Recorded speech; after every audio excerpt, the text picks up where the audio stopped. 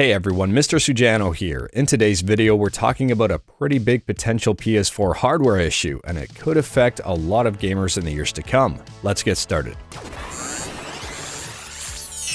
Alright, to kick things off, a few days ago I did a video on the PS3, PSP, and PS Vita digital stores potentially shutting down, and what happens next. I'll leave a link to that video in the description below if you do want to check it out. For right now, let me explain that video at a pretty high level. Let's pretend you own a PlayStation 3 and the PlayStation 3 digital store shuts down. Once the store shuts down, you'll no longer be able to buy digital games from the store. You'll no longer be able to re-download digital games you've already purchased from the store. And you'll no longer be able to download game updates, patches, and DLC. This also would apply to physical games as well. Let's say you go to GameStop, buy a PS3 game for a couple of bucks and pop it in your system and want to play it. If that game requires a day one patch in order to work, the game is not going to work because it cannot connect to the store to download the required data. If that game has any expansions or patches or DLC, you won't be able to access those. Now obviously this information is not great for gamers. If you want to play the PlayStation 3 in a number of years, you might run into some issue. If you're collecting for the PlayStation 3, you might have a bunch of games that are essentially worthless without their DLC and updates. And this information also applies to the PlayStation 4 whenever the store shuts down. However, there was something recently discovered that could make the PS4 situation even worse. The Does It Play Twitter account posted some information here talking about error CE34878-0. When the PlayStation 4 CMOS battery dies, and it will, it renders all PS4 digital files unusable without a server reconnection. And in PS4, it also kills disk playback. For right now, that error code really isn't anything to worry about. If your CMOS battery dies on the PS4, you can just have it replaced. Then once you boot your PS4 back up, it'll reconnect to the servers and you'll be good to go.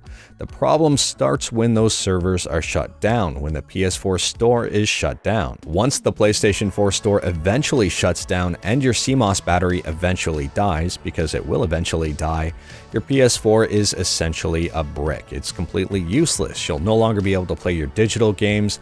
You'll no longer be able to play your physical games, even if you replace that CMOS battery. Obviously, encountering a situation like this would be pretty catastrophic and pretty traumatic if you're a PS4 owner, especially if you have a big library of PS4 games. The Does It Play folks are calling it C-Bomb. I'll leave a link to all of this in the description below if you do want to check it out. There is a lot of interesting information here. For instance, C-Bomb applies to the PS3, PS Vita, and PS4. For the PS3 and PS Vita, C-Bomb only applies to digital purchases only. So once that CMOS battery dies in those systems, digital purchases are kind of ruined. Physical games still work though. The folks over at Does It Play are currently thoroughly investigating this issue. They're trying to fully understand it. They're trying to figure out ways to prevent it from happening.